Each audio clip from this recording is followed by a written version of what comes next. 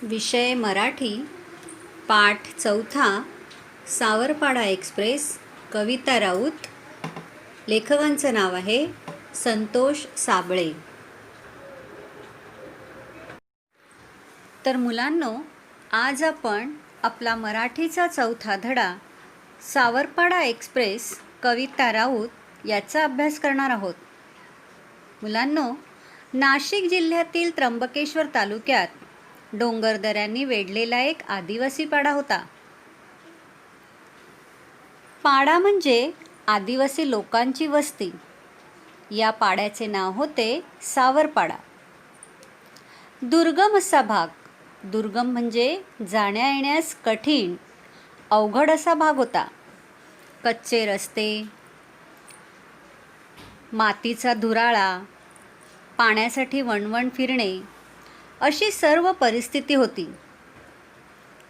परंतु येथील आदिवासी लोक किंवा दुर्गम भागात राहणारे जे हे लोक होते ते कठीण परिस्थितीतही, कठीणला आपल्या धड्यामध्ये शब्द आलेला आहे तो म्हणजे प्रतिकूल, प्रतिकूल परिस्थितीतही कुरकुर न करता, हार न मानता जीवन जगत होते. मुलांनो, याच आदिवासी पाड्यातील लोकांना पाण्याच्या शोधासाठी मैलोनमैल भटकंती करावी लागत होती. याच आदिवासी पाड्यावर अनवाणी पायाने चालणारी, लाकूड फाटा गोळा करणारी एक मुलगी होती, जिचे नाव होते कविता राऊत.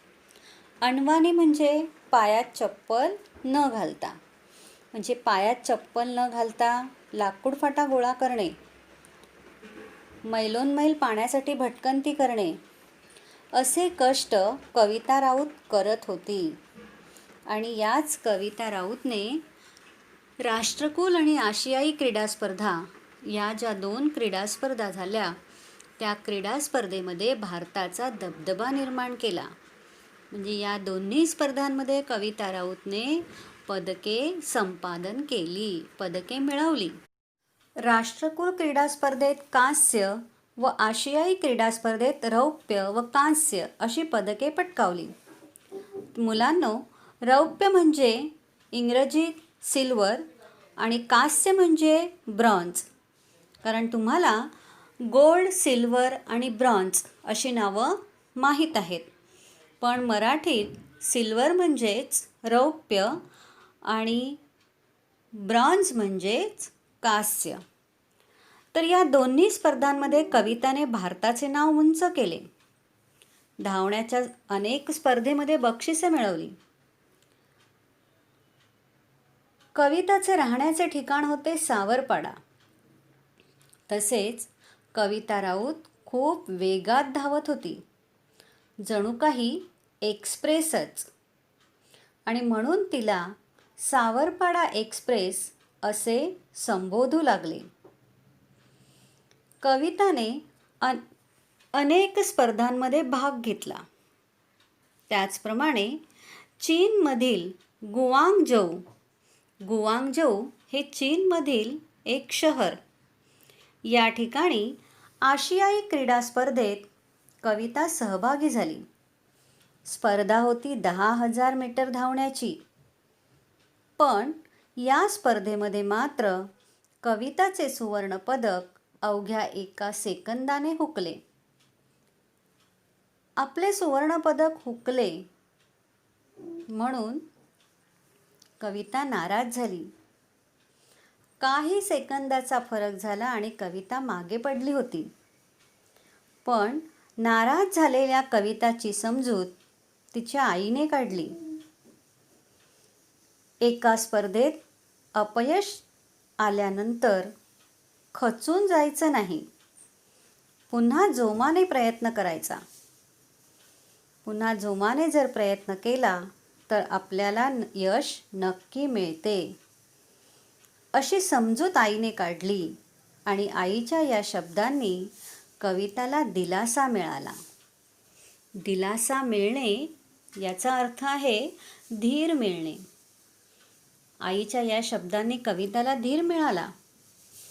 कविताच्या आईचे शिक्षण 4थी पर्यंत झालेले होते, पण जेव्हा जेव्हा कवितावर कठीण प्रसंग आला, ओढावला, तेव्हा तिच्या आईनेच तिला आधार दिला होता. लहानपणापासूनच कविता अणवाणी पायांनी लाकूडफाटा गोळा करायला जायची, पाण्यासाठी वणवण भटकायची आणि अशाच तिच्या या कष्टप्रद अनुभवामुळे तिचे पाय कणखर बनले होते. कणखर म्हणजे मजबूत. आणि त्याचमुळे नाशिक जिल्हास्तरीय क्रीडा स्पर्धा ज्या होत्या त्या स्पर्धेत कविताने भाग घेतला आणि प्रथम क्रमांक मिळवला. कविताने प्रथम क्रमांक मिळवला, पण तिच्या आईवडिलांना मात्र कवितामधले हे वेगळेपण जाणवले नाही. कवितामध्ये काहीतरी वेगळेपण आहे, तिच्या पायामध्ये काहीतरी चमकदार दौड आहे, हे ओळखले विजेंद्र सिंग यांनी. विजेंद्र सिंग हे प्रशिक्षक होते. कविता एवढी वेगात धावते, तिने प्रथम क्रमांक मिळवलेला आहे, ही नक्कीच भारताचे नाव उंच करेल असा विश्वास विजेंद्र सिंग यांना वाटू लागला. आणि त्यांनी कविताच्या आई-वडिलांची मानसिकता म्हणजेच मनाची तयारी केली आणि तिला नाशिकच्या भोसला मिलिटरी स्कूलच्या मैदानावर तंत्रशुद्ध पद्धतीने धावण्याचे धडे देण्यास सुरुवात केली. सुरुवातीला बूट घालून धावणे कविताला अवघड वाटायचे, कारण आपण सुरुवातीला वाचलंच आहे की कविता अणवाणी पायाने धावायची, पाण्यासाठी वणवण भटकायची. म्हणजे लहानपणापासूनच तिला अणवाणी धावण्याची सवय होती आणि म्हणून बूट घालून धावणे तिला अवघड वाटायचे. पण विजेंद्र सिंग यांनी कविताकडून बूट घालून धावण्याचा सराव नियमितपणे करून घेतला. मुलांनो, डायमंड म्हणजे हिरा. तो हिरा जेव्हा ओबडधोबड आकाराचा असतो तेव्हा त्याचा प्रकाश, त्याचं तेज सगळीकडे पसरत नाही, पण जेव्हा त्याला पैलू पाडले जातात तेव्हा त्याचे तेज मात्र सगळीकडे पसरते. तसेच कविताचे सुद्धा. कविता राऊतला विजेंद्र सिंगकडून योग्य ते शिक्षण मिळाले, धावण्याचे योग्य प्रशिक्षण मिळाले. म्हणून गुजरातमधील गांधीनगर येथे झालेल्या राष्ट्रीय पातळीवरील शालेय स्पर्धेत धावण्यामध्ये रौप्य पदक मिळवून कविताने आपल्या यशाचा आरंभ केला.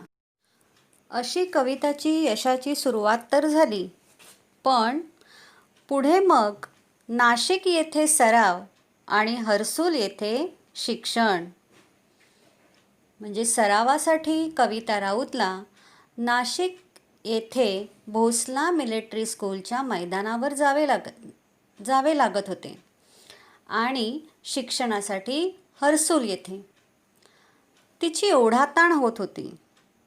हर्सूल येथे शिक्षण, नाशिक येथे सराव अशी कसरत कविता करत होती. कविताची ही ओढाताण पाहून विजेंद्र सिंग यांनी कविताला 11वीसाठी भोसला मिलिटरी कॉलेजमध्ये प्रवेश मिळवून दिला. म्हणजेच कविताला शिक्षण आणि धावण्याचा सराव एकाच ठिकाणी करता येईल व तिची ओढाताण होणार नाही. पण तरीही एक प्रश्न पुढे उभा राहिला आणि तो म्हणजे नाशिकला कविता राहणार कुठे? पण तो प्रश्न देखील विजेंद्र सिंग यांनी सोडवला. त्यांनी कविताला 24 ऑक्टोबर 2002 पासून पुढील कॉलेजचे शिक्षण संपेपर्यंत 5 वर्ष आपल्याच घरी राहण्याची परवानगी दिली. मुलांनो, आपला पाठ आपण आज इथेच थांबवणार आहोत. पुढील पाठ आपण पुढच्या तासाला